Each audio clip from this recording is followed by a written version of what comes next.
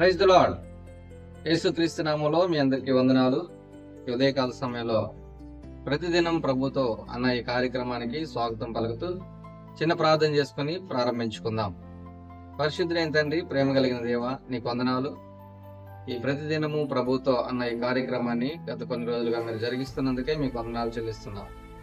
ఈ దినాన్ని కూడా మీరు మా కొరకు ఆశీర్వదించబోతున్నందుకే, మీ మేలునైన స్వరంతో మాతో మాట్లాడబోతున్నందుకే మీకు వందనాలు చెల్లిస్తూ ఈ సమయాన్ని మాకు ఆశీర్వాదకరంగా మార్చమని వేడుకుంటూ యేసుక్రీస్తు నామములో ప్రార్థిస్తున్నాను తండ్రి, ఆమేన్. సాతానుడికి ఉంటున్న పేరు శోధకుడు, అనగా శోధించేవాడు. ఈ శోధకుడు అనగా సాతాను ఎవరిని శోధిస్తాడు?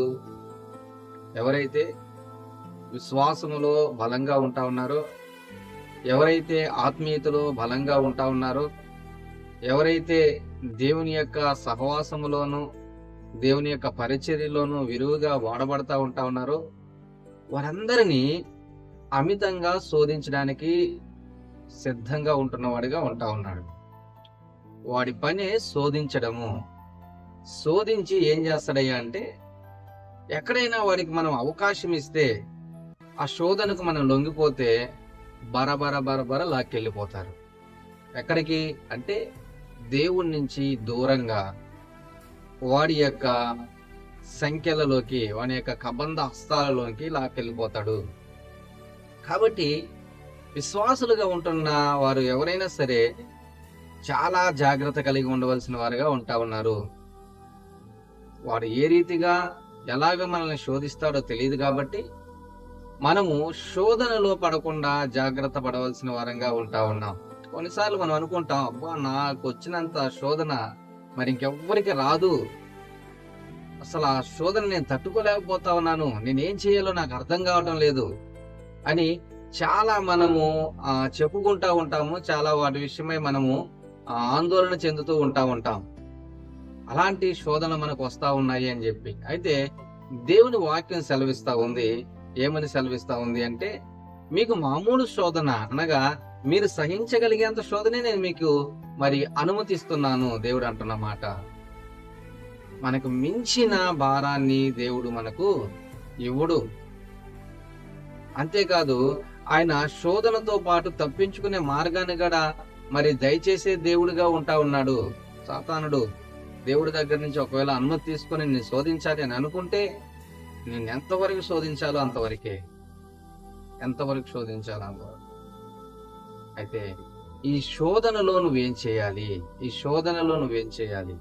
చాలా ప్రాముఖ్యమైన శోధన వచ్చింది కదా అని చెప్పి మనము శోధనకి పడిపోకుండా, దాంట్లో మనం జారిపోకుండా, దాంట్లో మనము విలవిల్లాడకుండా, ఆ శోధన వచ్చినప్పుడు మనం ఏం చేయాలి అన్నది దేవుడు స్పష్టంగా మనకు తెలియజేస్తూ ఉంటా ఉన్నాడు. చాలా స్పష్టంగా తెలియజేస్తా ఉంటా ఉన్నాడు.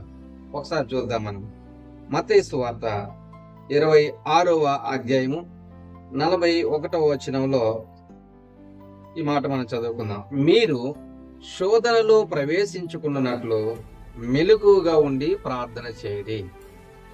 అసలు ఎప్పుడు మనకు శోధన వస్తుంది? ఎలాంటి పరిస్థితుల్లో శోధకుడు మనం శోధించడానికి వస్తాడు? ఎప్పుడు అంటే, మనము అజాగ్రత్తగా ఉన్నప్పుడు, మనం నిర్లక్ష్యంగా ఉంటా ఉన్నప్పుడు, మనం అలసత్వాన్ని ప్రదర్శిస్తూ ఉంటున్నప్పుడు, నాకేం కాదు, నేను సూపర్గా ఉన్నాను,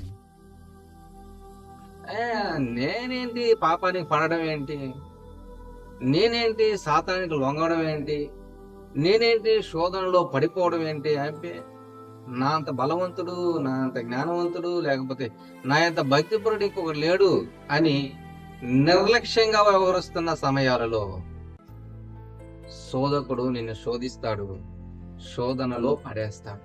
అందుకనే దేవుడు అంటా ఉన్నాడు, మీరు శోధనలో ప్రవేశించుకున్నట్లు మెలకువగా ఉండి ప్రార్థన చేయండి. అలర్ట్ గా ఉండాలి మీరు, జాగ్రత్తగా ఉండాలి మీరు, గమనిస్తూ ఉండాలి మీరు. వాడు ఏ వైపు నుంచి ఏ రీతిగా ఎలాగ నిన్ను శోధిస్తాడో తెలియదు కాబట్టి నువ్వు జాగ్రత్తగా ఉండాలి. ఇంకొక మాట చూద్దాం. మత్తయి సువార్త 6వ అధ్యాయము 13వ వచనంలో మనం చూస్తా ఉన్నాం. మమ్మును శోధనలోకి తేక దుష్టుని నుండి మమ్మును తప్పించుము. ఏం చేస్తా ఉన్నారు అక్కడ? ప్రార్థిస్తా ఉన్నారు. ఓ సోదరుడా, సోదరి, ఎప్పుడైనా ప్రార్థన చేసావా ఈ రీతిగా? అయ్యా, ఇదిగో ఈ రోజంతా నన్ను శోధనలోకి తేకుండా దుష్టి నుండి నన్ను తప్పించని ఎప్పుడైనా ప్రార్థన చేసావా? నేను శోధనలో పడకుండా, శోధనలో ప్రవేశించకుండా నాకు సహాయం చేయి ప్రభు అని ఎప్పుడైనా ప్రార్థన చేసావా? లేదు కదా. మనం ఎంత అలక్ష్యంగా ఉంటా ఉన్నాము, ఎంత నిర్లక్ష్యంగా ఉంటా ఉన్నాము, మనము జ్ఞాపకం చేసుకోవాల్సిన వారంగా ఉంటున్నాం, గుర్తెరగవలసిన వారంగా ఉంటా ఉన్నాం. దేవుడు పదే పదే చెబుతా ఉన్నాడు, మీరు శోధనలో పోకుండా మెలకువగా ఉండండి. ఇదిగో శోధన నుంచి తప్పించుకునే మార్గాన్ని మీరు వెతకండి.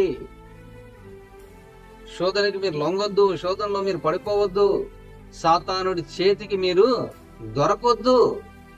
దేవుడిలా కోరుకుంటా ఉంటే మనం చాలా నిర్లక్ష్యంగా ఉంటా ఉన్నాం, మనం చాలా అలసత్వాన్ని ప్రదర్శిస్తా ఉన్నాం. చివరికి ఏమవుతుంది అంటే సాతానుడు చిన్నగా ఒక వల అలా వేస్తా ఉన్నాడు, వలలో చిక్కుపోయి గిజగిజలాడుతా ఉన్నాం, తణుకులాడిపోతా ఉంటాం.